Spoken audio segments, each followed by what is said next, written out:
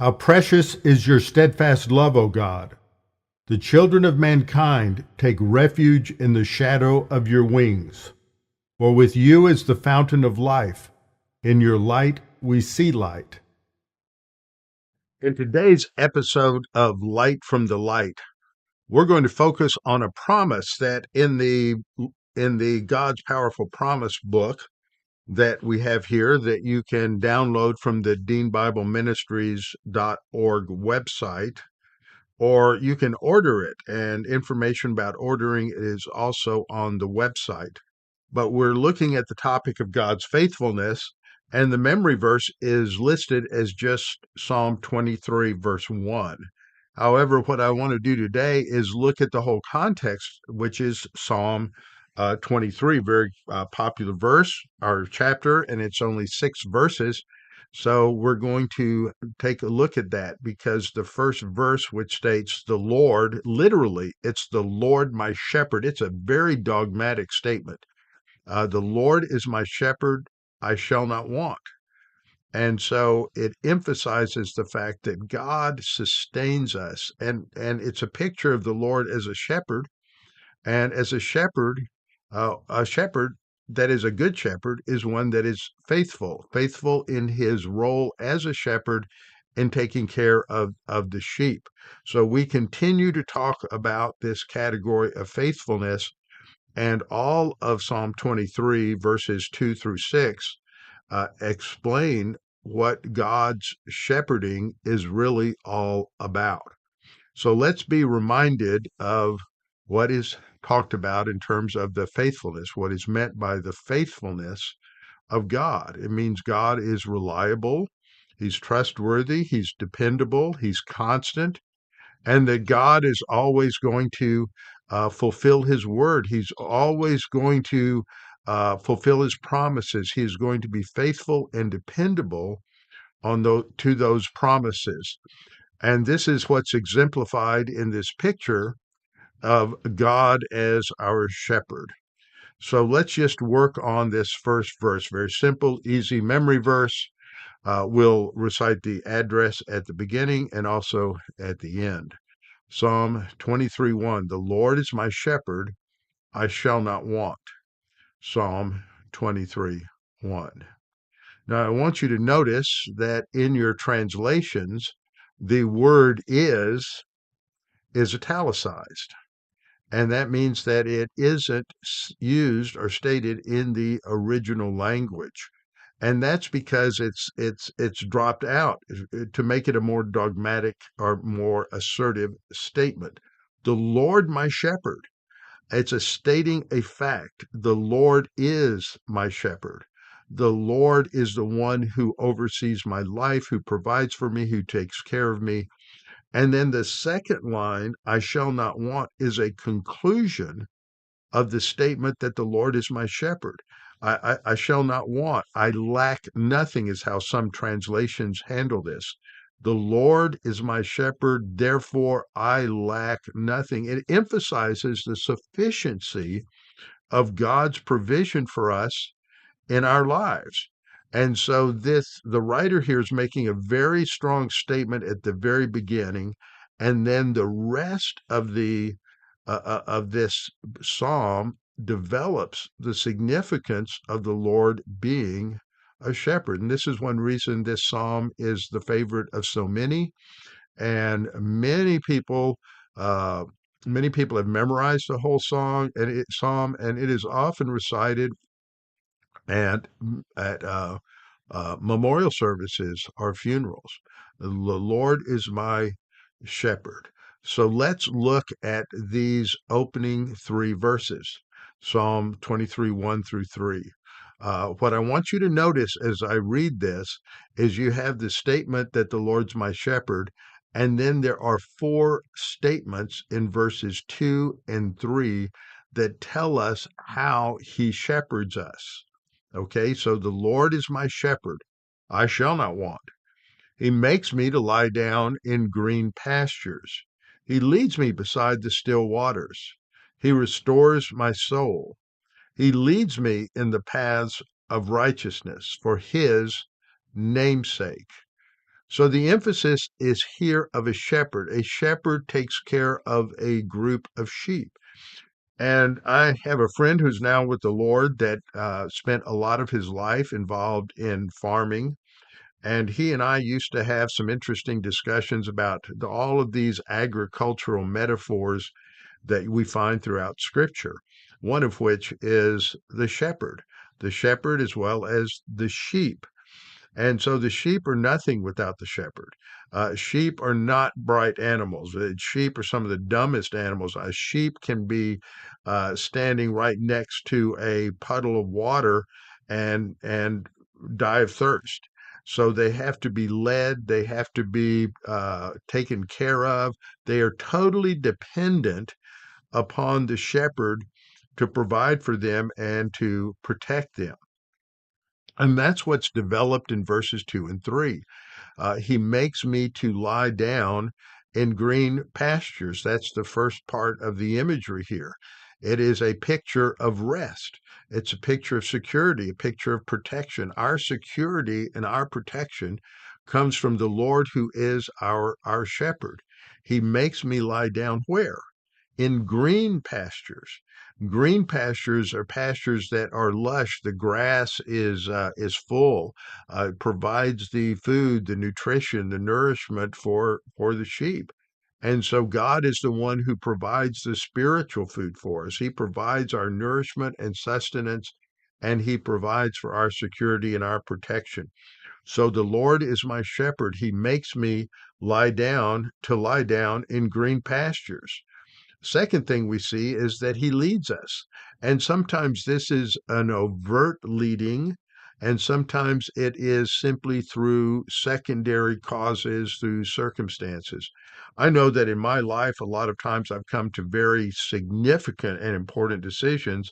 And then as I get to the point of actually making the decision, circumstances change so that I don't make the decision that I thought I would have made, that I thought was going to happen, and God has closed all the doors except one, and so I end up making the decision that the Lord wants me to make. If you trust in the Lord with all your heart, as we've studied this promise before, then He directs your paths, and so He leads us. And here it's again a picture of calmness. He leads me beside the still waters.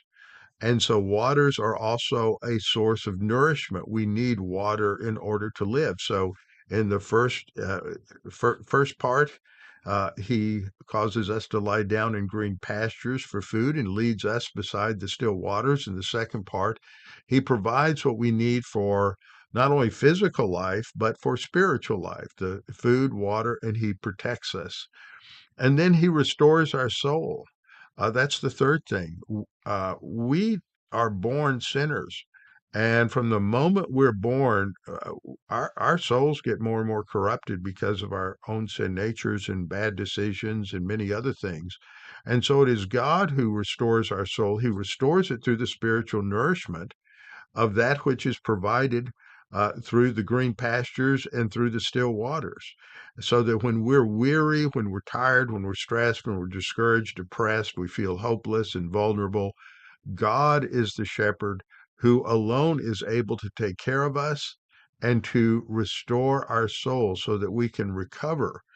We recover from the effects of our own sin. We recover from the problems that come into our lives because of the sinfulness of others. That God is the one who restores our soul so that it is possible to be stable, possible to have joy even in the midst of difficulty, of tribulations.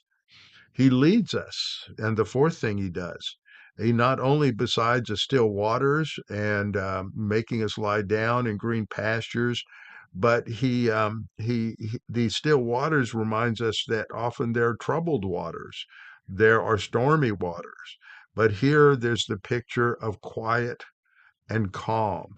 So as God directs our paths, that is the course of our life, then that path is described here as the path of righteousness. He leads us in the paths of righteousness. Why? because of his character, because of his righteousness. He leads us in the paths of righteousness for his name's sake.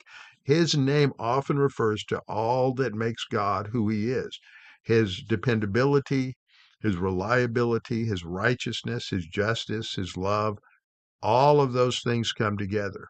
So the first three verses, the first verse tells us the statement that God is our shepherd, and as a result, we should not want. We lack nothing. Verses 2 and 3 tells us what he provides for us in terms of spiritual nourishment, comfort, restoration of our soul, and leading us in the paths of righteousness. And then the conclusions are given in verses 4 through 6, the conclusions from these above truths. And so we have this first part of the conclusion given in verses 4 and 5. Psalm 23, 4 and 5 state, "Yea, though I walk through the valley of the shadow of death, I will fear no evil, for you are with me. Your rod and your staff, they comfort me." So verse 4 focuses on a negative. Walking through the valley of the shadow of death means we are in a place of vulnerability. Maybe our life is threatened. Maybe we have disease. Maybe we are in a war or a war zone. Maybe we are in a place where there is persecution and hostility towards Christianity. We are in the environment where our life, our health, are threatened. And even though we are in that position, we're not going to give in to fear. Fear comes from our sin nature. We're not going to give in to fear because our focus isn't on the circumstances of the shadow of death. Our focus is on God and his character. You are with me. And then we read, his rod and his staff, they comfort me. These are two of the tools that a shepherd would have. One is a tool that was used to guide and direct sheep, maybe to pull them out of danger. So you have the crooked staff of the shepherd, where he could hook it around the animal and pull him to safety. Others, the rod would be something that he would use in order to maybe tap or spank the animal with it in order to keep them from going in a place of danger. So it's a picture again of how God guides, directs, and provides for us, even in the worst of circumstances. And then verse 5 focuses on the positive. You prepare a table before me. It's a picture of a banquet and it's in the presence of mine enemies. And I remember reading a book back in the early 70s written by one of the former uh, Vietnam POWs. And it was titled "In the Presence of My Enemies," where he gave an account of how in the Hanoi prison, in Hanoi Hilton, how the other prisoners, even though they were kept isolated, they figured out a way to develop a code, and they would tap out verses, and a lot of them had church backgrounds, and one would have remembered this part of a promise, one might remember another part of a promise, and so they would tap this out as a code. And they would encourage each other with these promises from God. And so, even in the presence of his enemies, of the North Vietnamese, God prepared a spiritual banquet for him. It was a tremendous analogy that I've never forgotten. And so it says, God prepares a table for us. He sustains us with a sumptuous banquet, even in the presence of our enemies, in the most negative of circumstances. He anoints our head with oil as a picture of of um, of refreshment. In the ancient world, they didn't have they had baths, but they didn't have showers. This is a picture of someone who's coming in. He's taken a bath. He's cleaned off from the day, and he would anoint his body, his head, with oil because this is a very dry desert environment, and so oils were used in order to keep the skin healthy, the hair healthy. And so he's talking about all the ways God sustains us and provides for us, so much so that it is more than enough. Our cup runs over. So this is the consequence of the Lord being our shepherd. And then we have the conclusion to the psalm in verse 6. Surely goodness and mercy shall follow me all the days of my life, and a confident future expectation I will dwell in the house of the Lord forever. So, this is a tremendous psalm. It all flows from just this first verse that's our memory verse. The Lord is my shepherd, I shall not want. We need to emphasize this. The Lord is Psalm 23:1. The Lord is my shepherd, I shall not want. Why? Because he makes me to lie down in green pastures. He leads me beside the still waters. He restores my soul. He leads me in the paths of righteousness for his name's sake. Yea, though I walk through the valley of the shadow of death, I will fear no evil, for you are with me. Your rod and your staff, they comfort me. You prepare a table before me in the presence of my enemies. You anoint my head with oil, my cup overflows. Surely goodness and mercy will follow me all the days of my life, and I will dwell in the house of the Lord forever. Believer, I want to encourage you, don't just memorize the first verse, memorize the whole psalm. It is a great comfort. There are many times at night, if I can't go to sleep, I just rehearse this in my mind. And leading up to the time that I was in Ukraine when the war started, this was a verse I was spending a lot of time thinking about. And I just recited this to myself over and over again through that whole adventure as we were being extracted from that war-torn country. So memorize these verses, internalize them, read the scriptures daily, for this is the only source of real stability in our lives. And may God richly bless you as you memorize his word. We pray, and so just keep going forward in your spiritual life.